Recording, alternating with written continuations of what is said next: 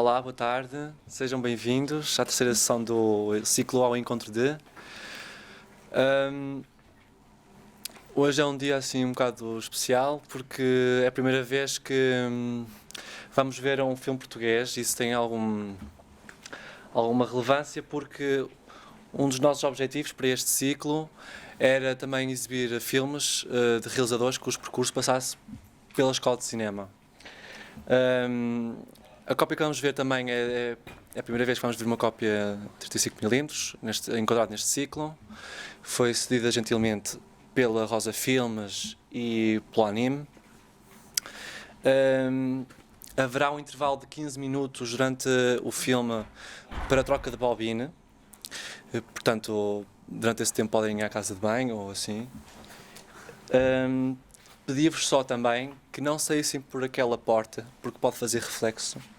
Então, que entrassem e saíssem a partir de agora por esta aqui, lateral. Obrigado.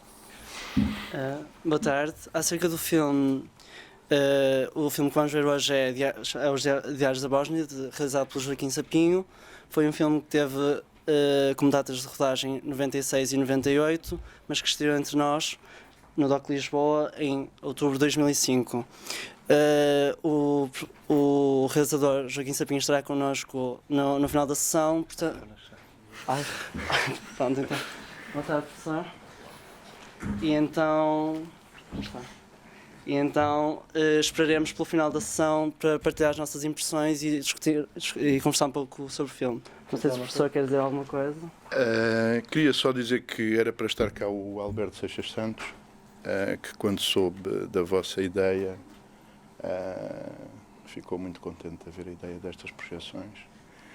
E como ele tem uma relação com o filme, queria estar cá a apresentar o filme, na conversa do filme. Porque ele tem uma ideia sobre este filme, diz que este filme estabelece na Europa, entre os filmes europeus e americanos também, a ideia de elegia do comunismo e do fim do comunismo, e uma ideia até mais assustadora e apocalíptica do fim da Europa e fim da ideia europeia. E foi isso que ele me pediu para eu dizer. Eu estou a dizer por ele e depois podemos conversar. Obrigado, boa sessão.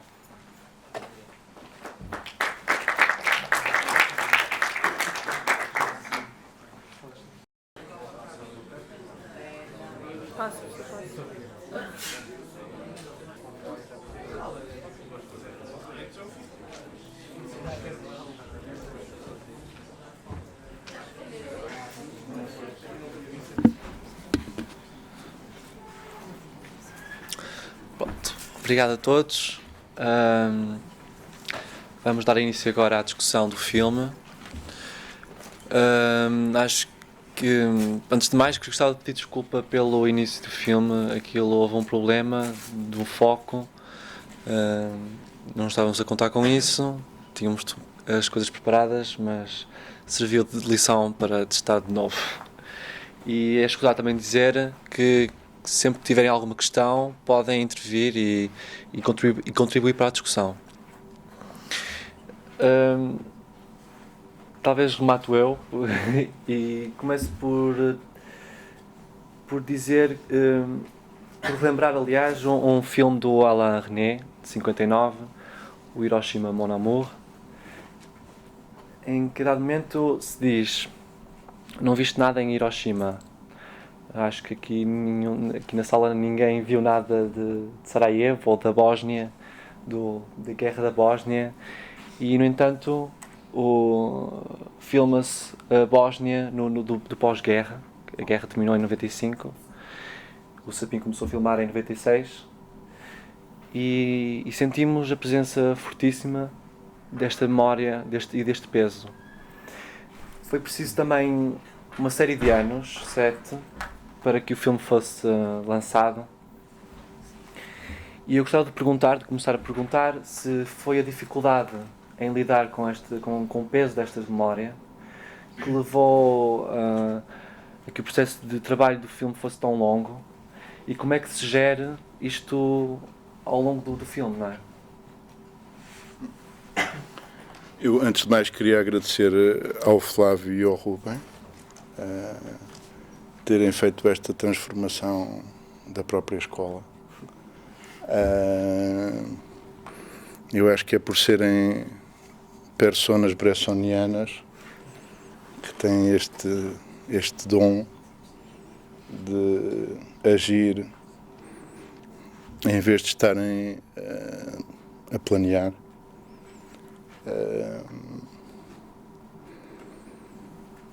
E acho que é uma altura muito boa de haver pessoas novas que são assim, num momento de destruição tão grande. É talvez a graça, por isso é que eu estava a falar do Bresson. Também obrigado por terem vindo ver o filme.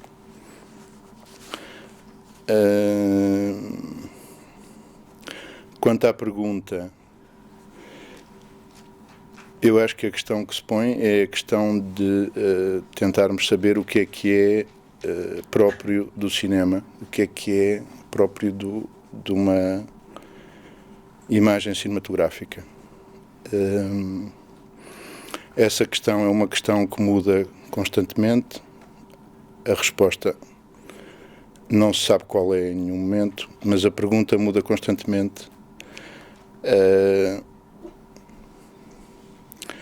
E tem que ver com a contradição do cinema estar dentro do quadro da Revolução Industrial e da reprodução técnica de imagens, mas de ser uma contradição porque, em termos reisianos, ou seja, do António Reis, o que é extraordinário na imagem cinematográfica não é o facto de ela ser uma imagem, é o facto de ter a presença e de justamente não ser uma reprodução.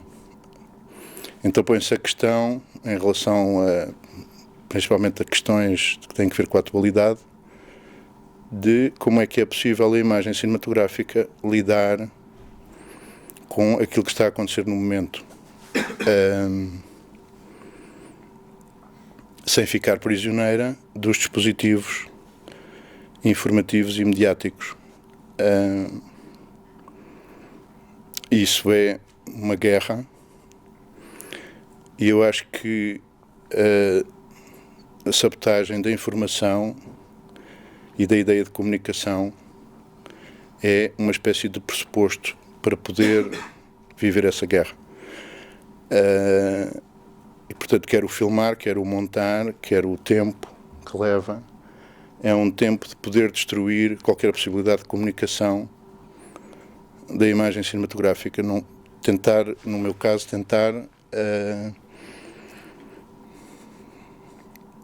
sabotar a comunicação, no sentido em que, por exemplo, em relação à informática e a todas as questões da comunicação dos mídias, etc., estar contra a ideia de que o que conta são os canais de informação e que nesses canais passa qualquer informação e que, portanto, o que conta são esses canais e não o que passa nesses canais.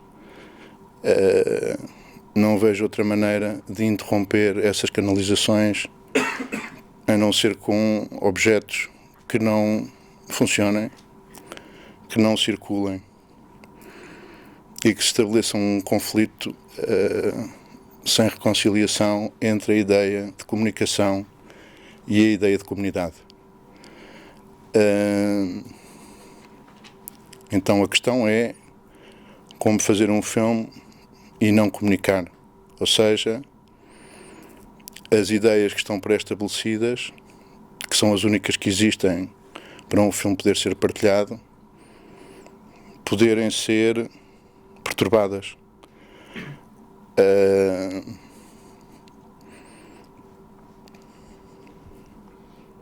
Por exemplo, no caso da Bósnia, eu não tinha planeado fazer um filme na Bósnia e convidam-me de lá da Bósnia a ir num avião militar mostrar o corte de cabelo.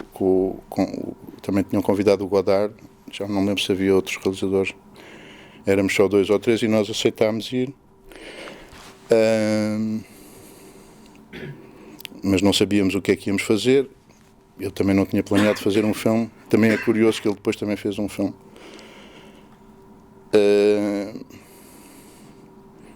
Então, o que é que estava a passar da Bósnia? Na Bósnia, do ponto de vista dos mídia,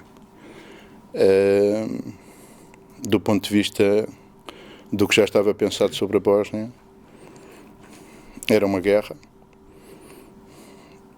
E havia um escândalo das pessoas estarem a matar e da Europa estar outra vez em guerra. Mas a questão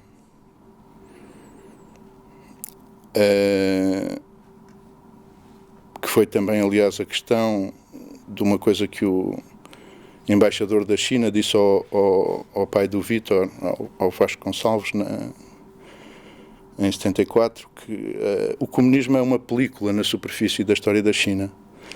E a questão era o que é que estava a passar na Bósnia, não apenas do ponto de vista de um discurso humanitário, ou de que a Europa tem uns privilégios especiais e não deveria ter guerras, ou de que não haveria conflitos na Europa. Quando nós sabíamos que o que estava a acontecer era todo o colapso de um sistema, de uma ideologia, de um pensamento que propunha uma alternativa ao capitalismo e que esse colapso deixou o sistema capitalista sem qualquer possibilidade de não ir em direção à destruição absoluta. Este filme, eu penso que aí o Alberto Seixas Santos viu bem o filme, é uma elegia a essa possibilidade que desapareceu e, como a película na China, a tal poeira, ao desaparecer essa película, essa poeira que ligava uma esperança, todas as forças que afinal continuam sempre vivas, de conflito entre os homens, voltaram. Portanto, a questão que se punha era como filmar, como fazer um filme arqueológico, genealógico, vertical, sobre um conflito, e não um filme em que eu iria veicular o que já estava dito ou o que se sabia, mas justamente aquilo que não podia ser pensado sobre aquele conflito e que estava de facto a anunciar não apenas uma elegia em relação ao comunismo, mas de facto uma elegia em relação à Europa. E portanto não era apenas um momento de arqueologia no sentido do passado, mas também de arqueologia em direção ao futuro, ou seja, o filme é muito difícil de ver para as pessoas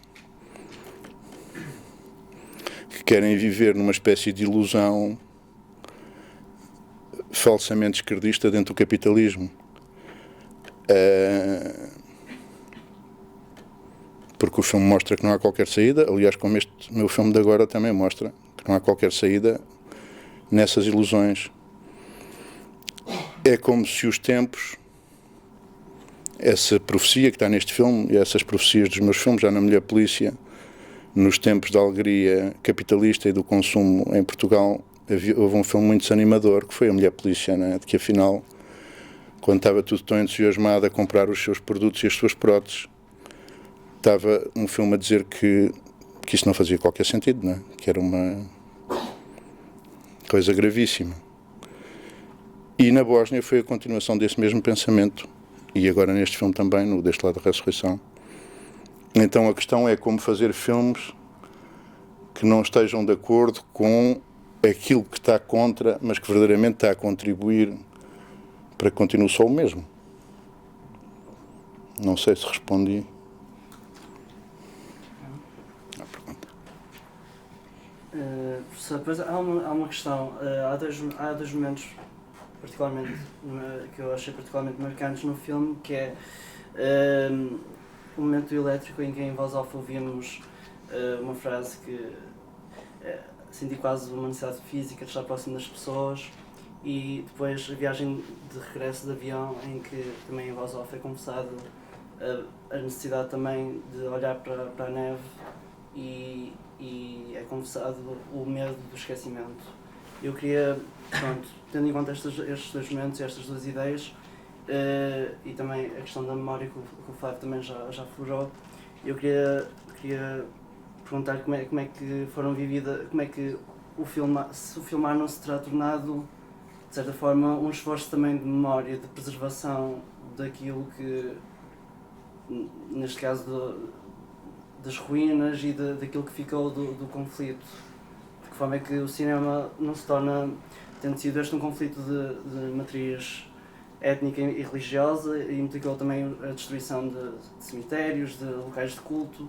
Eu queria perguntar se o cinema não se pode tornar, de certa forma, um local, tal como vemos o cemitério no filme, um local também de memória, e como também em voz off ouvimos à altura, a religião como uma manifestação do luto, se o cinema não pode adquirir essas dimensões de manifestação do luto e também de local de memória. Eu acho que o texto do Flávio, com a sua... é uma espécie de texto que abre túneis, e que abre túneis para a luz e também abre túneis para a escuridão. O Santo Agostinho falava dos palácios e das cavernas da memória, e estes textos do Santo Agostinho, que marcaram muito o Wittgenstein, por causa da questão de nós conseguirmos nomear as coisas e depois como é que essas coisas que são nomeadas são ou não da mesma natureza do que é guardado na memória.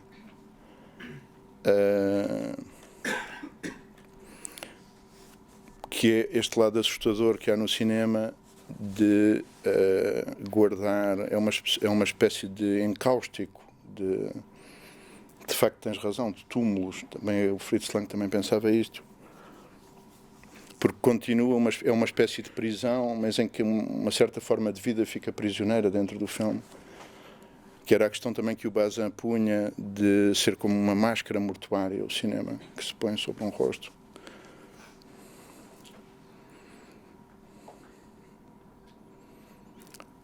A memória é como se houvesse duas memórias, não é? E também a diferença também está numa maneira de filmar, que é se é uma memória intencional ou se é uma memória que nos domina a nós, não é? A memória perturbadora é a memória que nos domina a nós.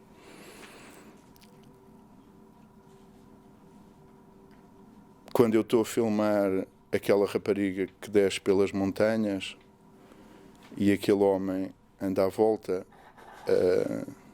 e a protege de algum modo, mas teve que matar as outras pessoas para ela descer.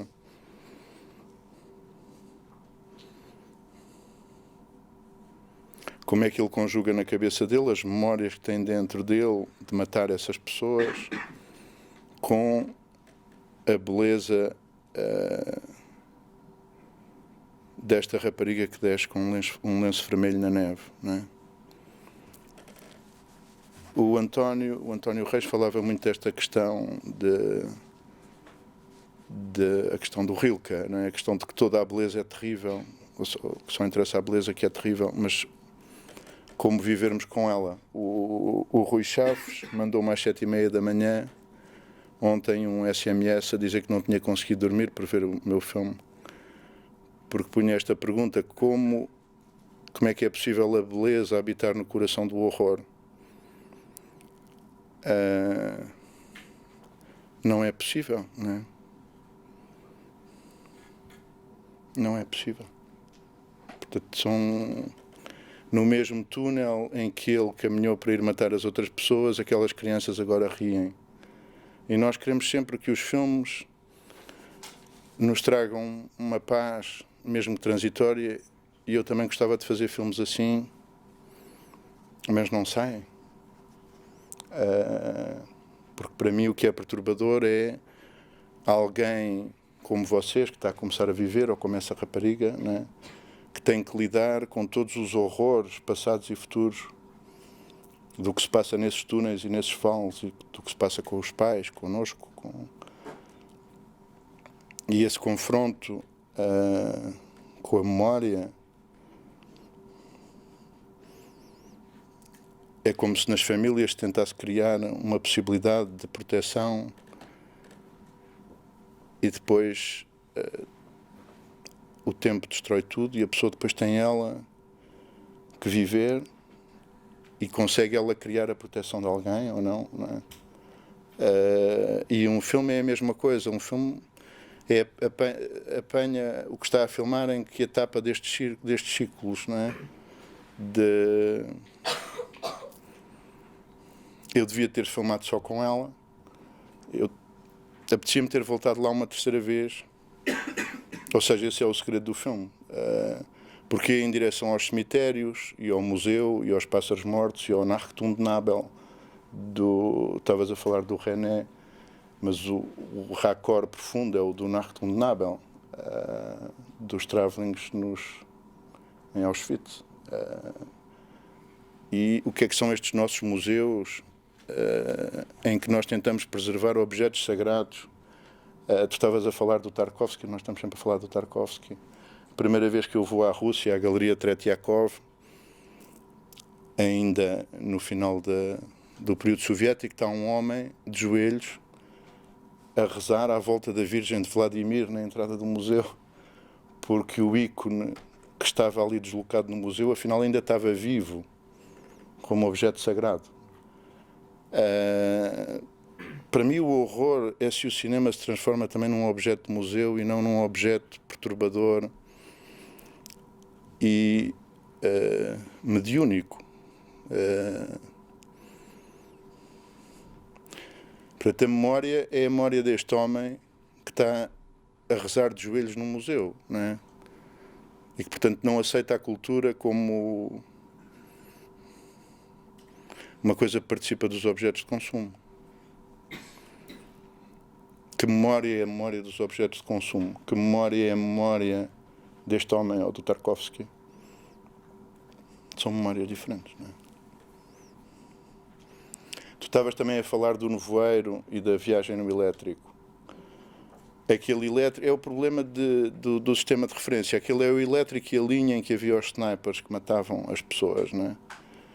Então, aquelas pessoas foram as que não foram mortas. Mas em que estado é que nós ficamos depois de passarmos por certas coisas? Mesmo que andemos a disfarçar com um pullover de losangos, não é? Como é que se fica, não é? Como é que se anda de elétrico? Era a questão que punha o Gottfried Benn, que é de onde é que vem o bem, não é? O bem é que é misterioso, o mal estamos sempre a fazer, não é?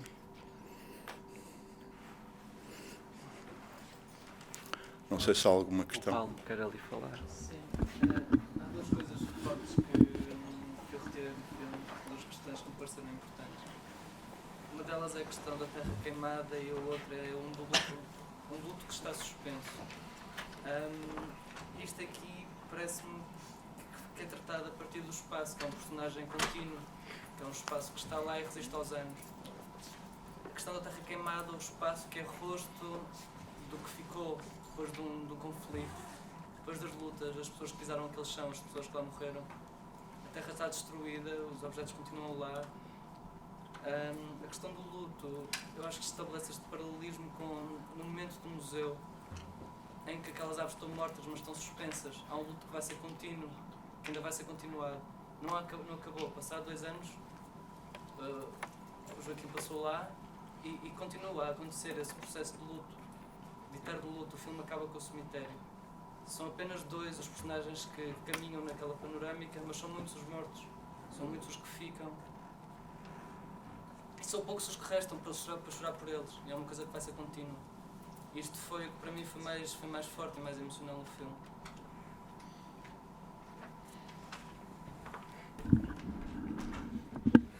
Mas eu acho que podíamos estar a falar de Portugal, não é? Ou seja, não nascem crianças, não é? Os velhos são atirados para longe das famílias. Tudo o que aconteceu foi apenas a destruição, não é? E agora dizem às pessoas que têm que ir trabalhar, dizem às pessoas que são estúpidas, Dizem às pessoas que os cursos que elas estudaram não dão sequer para fazer um orçamento, não é? Então, mas destruíram tudo da vida das pessoas, não é? Se as pessoas não têm famílias, se não têm amor, se não têm nada, agora querem que as pessoas produzam. Mas se as pessoas não acreditam em nada, se não têm nada para dar, só querem para elas, se isso é o que são ensinadas. A Europa é que se está a transformar num museu, não é? E imaginem um mundo sem crianças, é uma coisa assustadora. Como é que se acha normal? Não é? Eu não consigo perceber, não é? Eu próprio não tenho, portanto eu não sou normal, não é? Portanto não estou a falar como se eu estivesse de fora, não é? Então essa questão que tu dizes do deserto, é este o deserto da Europa, não é? Um mundo de pessoas que vão em direção a ficar velhos, completamente sozinhos. O meu pai perguntou-me antes de morrer, mas onde é que tu vais morrer se tu não tens filhos, não é? E nós estamos sempre a falar de coisas, da cultura, disto e daquilo, e não falamos da única coisa que interessa, que é do amor e da vida, não é? Portanto, de que é que servem os filmes, de facto, se não para essa pergunta que tu estás a fazer? Mas chega de entretenimento, não é? Não sei.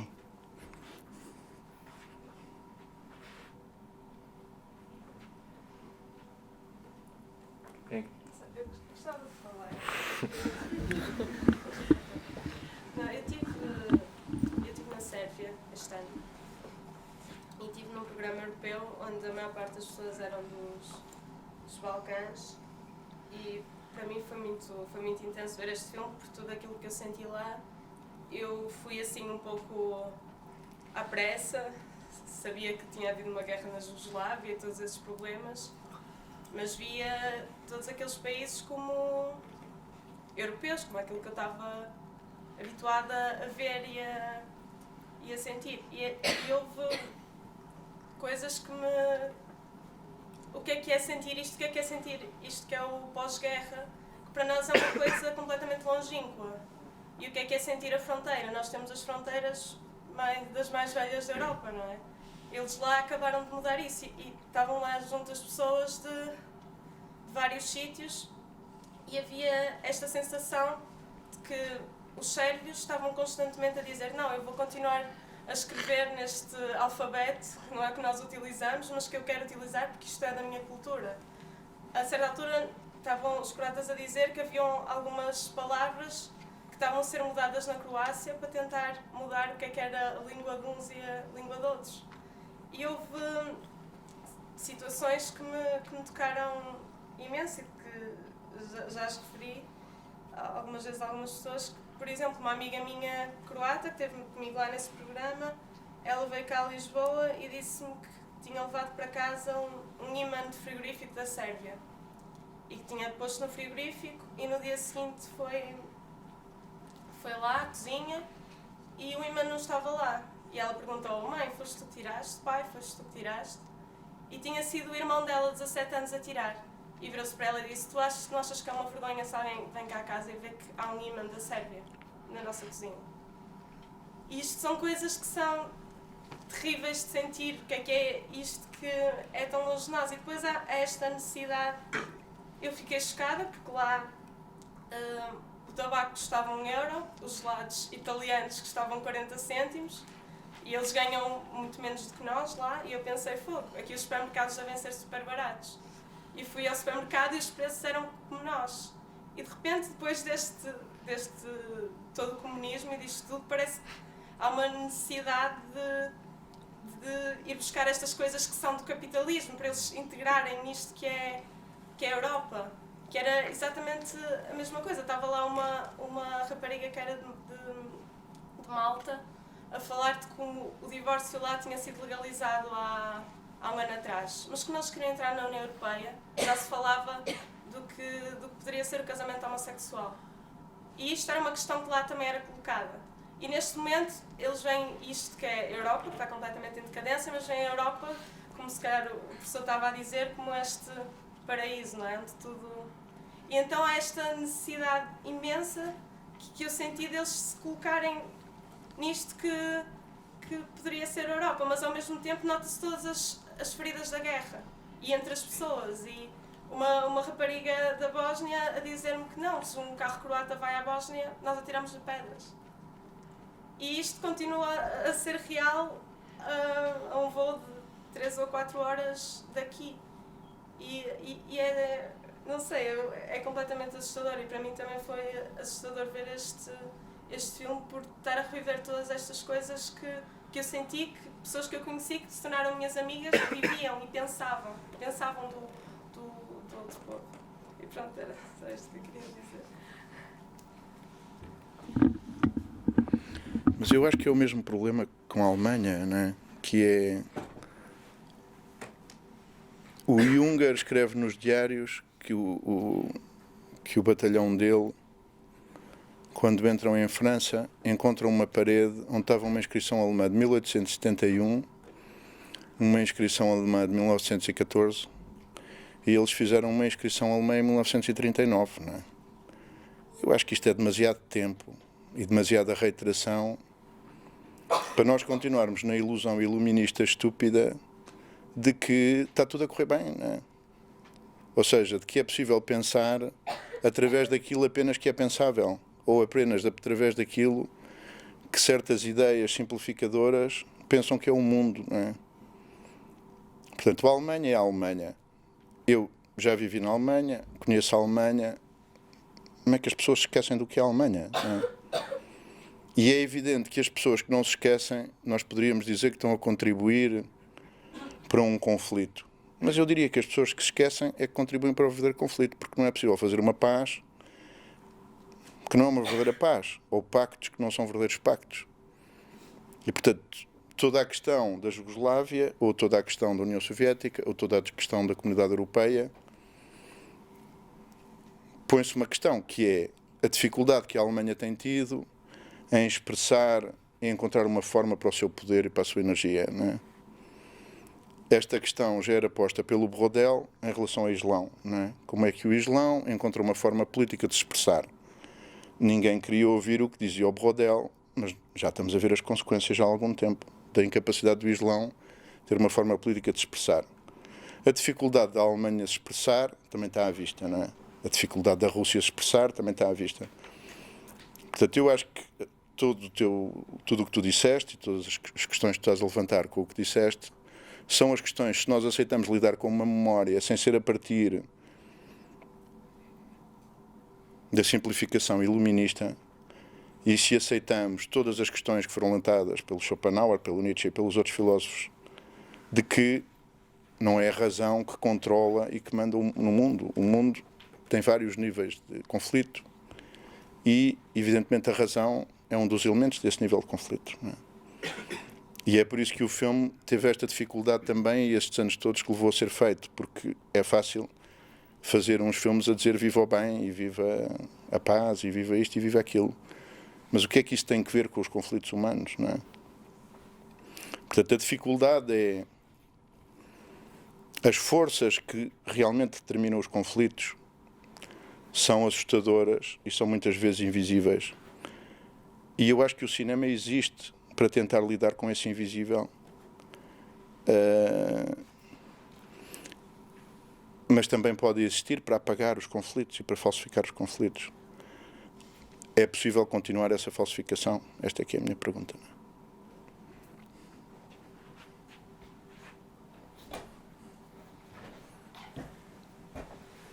Professor, eu tenho outra questão relacionada com o ponto de vista.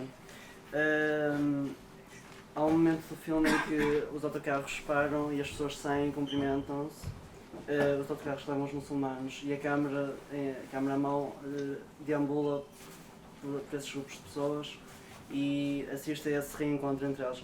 Eu queria perguntar, queria expor aquilo que me parece ser outra questão que o filme levanta, que é se é possível mantermos estrangeiros face a estas questões. Quando chegamos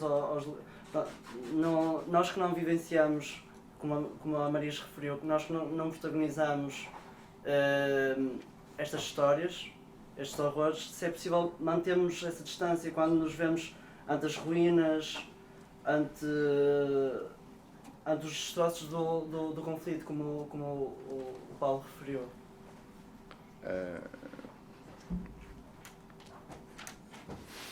Eu acho que o problema é o problema da ocupação, né?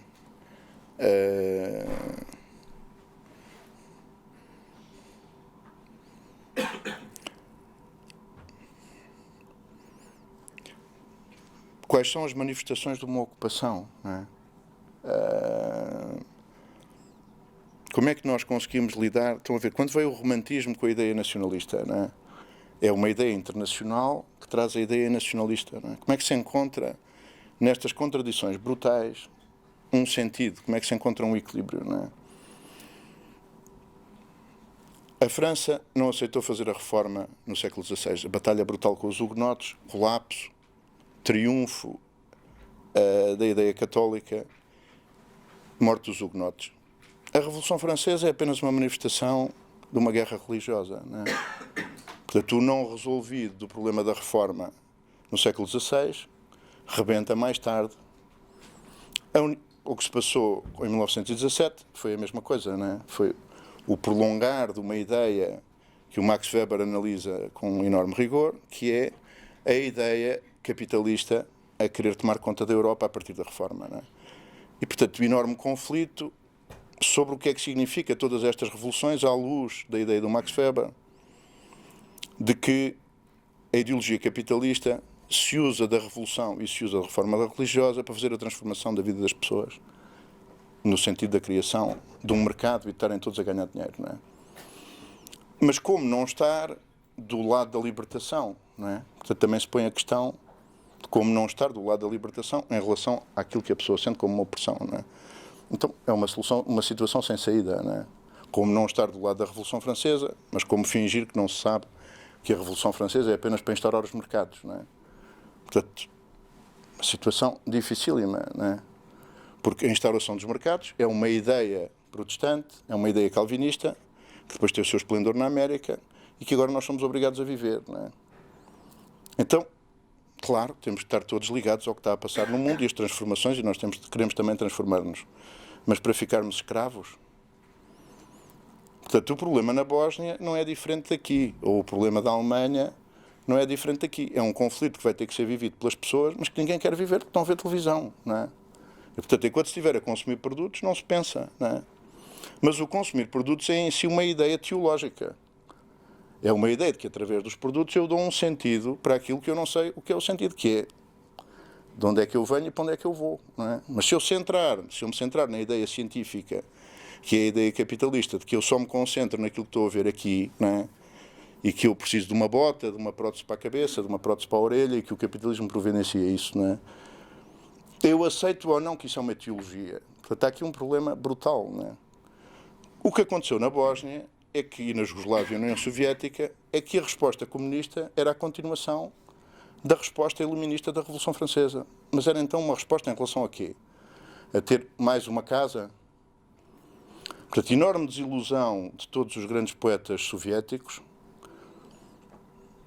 que, afinal, não encontraram no capitalismo a resposta às deficiências que viam no comunismo, não é?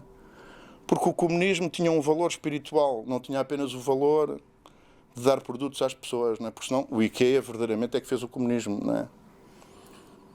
Sim. E agora, não é? Portanto, o problema que este filme põe é: podemos continuar sem o problema ser nosso, sem nós próprios pensarmos o que é que vamos fazer?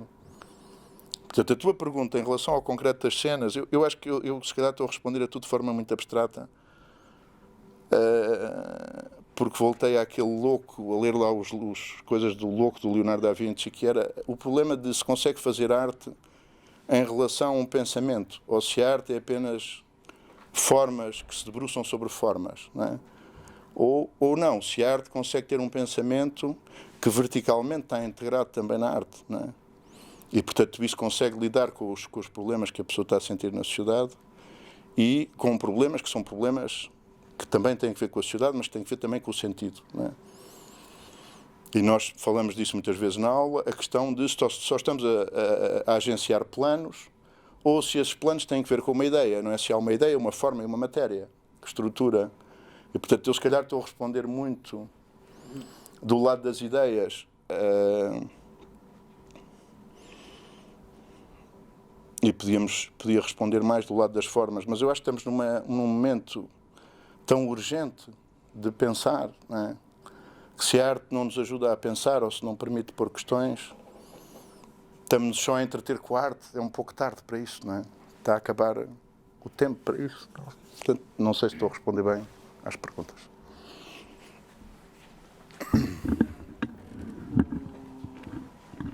O professor disse que gostaria de ter ido uma terceira vez à Bósnia. Este processo do viajar, do filmar, de ver, olhar, depois filmar, montar, dar distanciamento, o tempo passa. Isto é um processo de maturação que se consegue fazer relativamente ao tema e àquilo que viu e àquilo que sentiu, ou é uma coisa que abre novas feridas e que o fez querer voltar lá uma terceira vez, descobrir novas coisas. É um processo de cura ou de corte.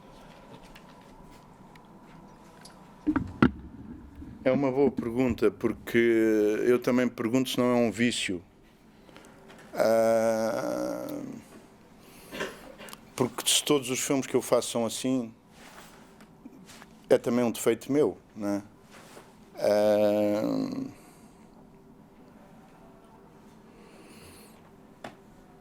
É como se para certas pessoas, eu estava a falar do Leonardo, não para ter um argumento de autoridade, mas para ter um amigo ao estar a falar, não é? Um amigo, a Virgem dos Rochedos levou 25 anos a ser feita, a Batalha de Algária nunca foi terminada, o São Jerónimo também não, a Última Ceia colapsou logo no ano seguinte. Portanto, há um problema na arte, que é o problema, certas pessoas sentem uma dificuldade de estarem ou não a ser proporcionais em relação à dificuldade que puseram diante de si do que estavam a fazer, não é? E, portanto, pode haver aqui um defeito de certas pessoas que, estás a ver, o Leonardo, para poder falar deste rapaz, precisava de abrir o crânio dele e estudar o sistema ósseo, o sistema linfático, a mãe, o útero da mãe, as ideias que ele tem, o que é o tempo, o que é a juventude. Há outros artistas mais... Por exemplo, eu gosto muito do Warhol, como vocês sabem pelas aulas, não é? Eu acho que o Warhol tinha um dom de conseguir dar um testemunho direto, não é? Portanto, quando eu estou a dizer isto, estou a tentar dizer que não defendo que um método, este método das pessoas desgraçadas, tipo eu ou o Leonardo, que não conseguem acabar as obras, é melhor, porque é melhor haver obras, não é? Mas é como se a pessoa tivesse dentro de si uma ideia que, em relação ao trabalho da forma e da matéria, não parece estar encontrada, não é? Por exemplo, a versão da Virgem dos Rochedos, as duas versões, ele, à última da hora, na primeira versão, mete a mão do anjo entre a cabeça do menino Jesus e a mão da Virgem. E isso destruiu totalmente a composição, não é? Portanto, ele teve, imaginem, 7 anos a trabalhar na primeira versão e, à última hora, teve aquela ideia. Então, a outra versão, a última versão, que vai levar mais 25 anos, ele vai levar 25 anos que tem que retirar a mão, não é? Porque a mão, afinal, destrói a composição. Ora, nós não somos budistas, não é? Portanto, não vamos ser cágados nem outras pessoas, portanto, só há uma vida, não é? Há certas pessoas que estão ali a pensar se fica a mão, se não fica a mão, mas de facto o que é que isto interessa, não é? Se há uma vida para viver, eu preferia ir jantar com eles e ficarmos a conversar a noite inteira até de manhã do que estar preocupado com a mão, não é? Mas há certas pessoas que queriam ir jantar, mas não conseguem, têm que ir pôr a hipótese da mão, tirar a hipótese da mão e ver um sofrimento de uma coisa totalmente estúpida, porque eu verdadeiramente não acredito na arte, não é? Portanto, é como se eu tivesse um método que detesto, não é? Eu, por mim, ia-me jantar, não é? Mas há um conflito dentro de mim que me leva para a mesa de montagem, a ir refilmar. Eu ainda nem contei isto a ninguém. Por exemplo, a primeira versão deste filme que estou a fazer começou em Panavision. O produtor arranjou em Espanha um acordo, então tínhamos uma câmara Panavision, eu acho que nem nunca se filmou em Panavision, não é? Então veio uma câmara Panavision, 4 assistentes de Espanha, com um caminhão, e aterraram naquele convento, com 20 objetivas, cada uma com uma câmara. No convento, vocês já perceberam, não cabe uma pessoa, não é? E, portanto, é a coisa do Stroheim, não é? Que mandou fazer um caixão para si próprio. Quando morreu, eles desenharam o caixão e, quando o foram enterrar, não cabia na cripta, não é? É o problema do Orson Welles. Portanto, há umas pessoas doentes que estão em conflitos, não é? Que vivem em conflito a sua vida, não é? E, portanto, é muito difícil encontrar um equilíbrio se a pessoa está nesta tensão. Não há equilíbrio, não é? Portanto, a própria tensão é a maneira de conseguir fazer as coisas, não é? Portanto, o Leonardo tinha um enorme problema, que era a pintura à têmpera, que é a técnica do Renascimento italiano, é muito rápida. E, portanto, exigia que os pintores fizessem os murais a uma velocidade louca. Ele era muito lento. Então, o que é que ele faz na Última Ceia e na Batalha de Anghiari, lá de Florença? Ele tenta conjugar a têmpera com o óleo, porque o óleo dá mais tempo, não é? Pronto, aquilo colapsou tudo, não é? Portanto, imaginem, tínhamos as mais belas obras, mas o sistema, ele precisava de tempo, não é? O sistema colapsou. Ou na Última Ceia, os processos que o príncipe lhe pôs e a ordem religiosa aos dominicanos, porque ele não encontrava o Judas, não é? 7 anos para encontrar o Judas, não é? A passear por Milão, faltava o Judas. Mas eles diziam, qualquer pessoa serve para Judas, não me chateis, não é? Põe lá o Judas, não é? Não, mas é que este corpo, esta cara, tem que corporizar a ideia de traição, não é? A ideia de amizade e de traição. Onde é que eu encontro essa cara, não é? Resposta, who cares, não é? Esse assunto não interessa a ninguém, não é? Só te interessa a ti, não é? Ora, eu acho que isto é verdade, não é? Esse assunto não interessa a ninguém. Portanto, eu vivo um conflito enorme entre, pronto, depois a felicidade de poder encontrar o Flávio, ou o Rubem, ou o Guerra, ou, pronto, uma série de pessoas que têm a caridade de aceitar estar a falar de assuntos totalmente inúteis, não é? Quando se podia ir para a cama, ou namorar, ou ir comer, ou ter outras coisas na vida, não é? Portanto, a tua pergunta é profundíssima. E, portanto, eu não posso apenas dizer que é um método objetivo, pensado, porque não é. Portanto, há certas pessoas que têm este problema, não é? Ou seja, eu teria voltado 10 vezes à Bósnia, não é? Portanto, eu, por mim, e com este filme foi o mesmo, não é? Portanto, há essa versão em Panavision, ao fim de 3 dias de filmagem, parou o filme, não é? Parou o filme, foi devolvido à Panavision. Depois arrancou o filme outra vez. Arrancou o filme. Então era uma miúda que era muito divertida e que tinha uma mota.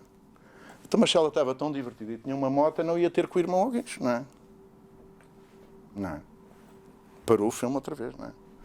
Então era preciso outra vez encontrar outra rapariga, outra mota, outra disponibilidade. As pessoas todas loucas, não é? Capazes de matarem, não é? Mas para mim era crucial acreditar-se que aquela chata daquela miúda, não é? Se estivesse só a divertir-se, não ia ter com o irmão alguém. Então, como é que ela era bonita e divertida e pop e contemporânea, e mesmo assim tinha piedade daquele desgraçado, daquele irmão, não é? Muito difícil. O mesmo com o irmão. Eu queria que ele fosse monge e que fosse surfista. Isto são problemas de Leonardo, não é? Epá, mas o que é que isso interessa, ser monge e surfista? Para o gajo só monge ou só surfista? Não, mas eu não quero, não é? Então, mas como é que um tipo é monge e surfista? Filma-se, não serve. Então, como é que está o surf dentro do convento e como é que está o convento dentro do surf? Não é? Problema gigantesco. Era o problema do António Reis também, não é?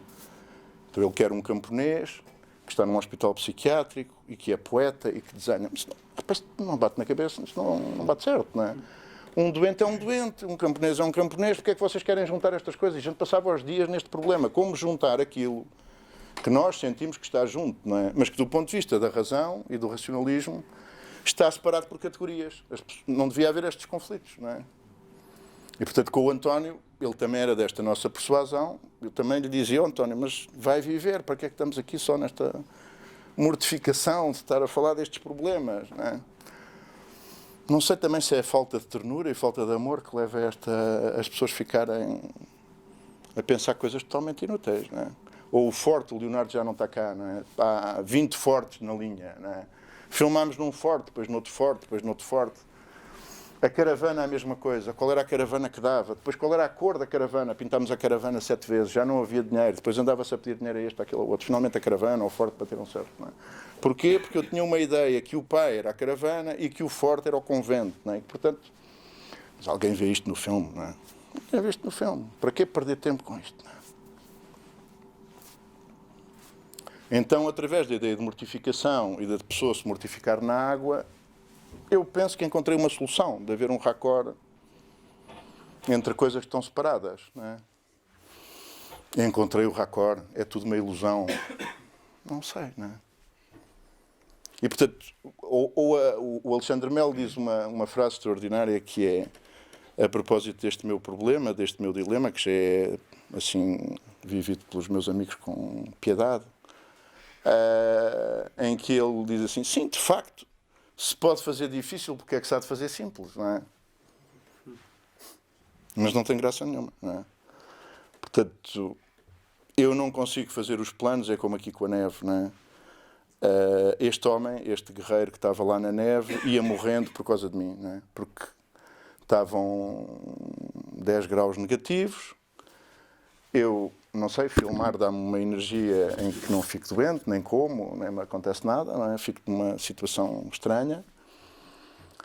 Então ele ia morrendo com o frio, porque estávamos sempre com neve por aqui. Portanto, vocês não conseguem imaginar os sítios onde está a câmara para se ter os planos, não é? Portanto, a neve está sempre por aqui. E o homem era um homem extraordinário, como era um soldado e um guerreiro, e eu também gosto de pessoas assim como ele, e fiquei muito amigo dele, logo mal nos conhecemos, e da rapariga. Podia viver com eles para o resto da vida.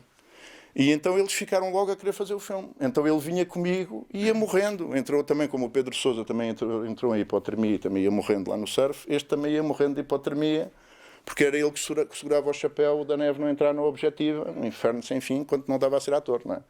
Portanto, isto leva a um sistema, é como o Pedro Sousa ou o Leonardo pagarem a rodagem do meu filme. Pronto, a gente já não tinha dinheiro, alguém tinha que pagar, não é? E, portanto, a pessoa força a coisa e a pessoa que faz a câmara dá um dinheiro, o ator dá outro dinheiro.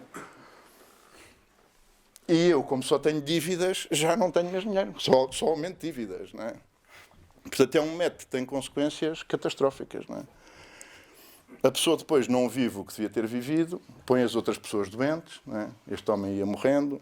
Portanto, são riscos. O Pedro Sousa, isto aconteceu também 2 vezes, porque o surf, como levou anos a filmar, o fato era de verão e não dava para pôr outro fato, então tínhamos que filmar no inverno com o fato do verão. Portanto, vocês não imaginam o que é, não é? O amor deste rapaz,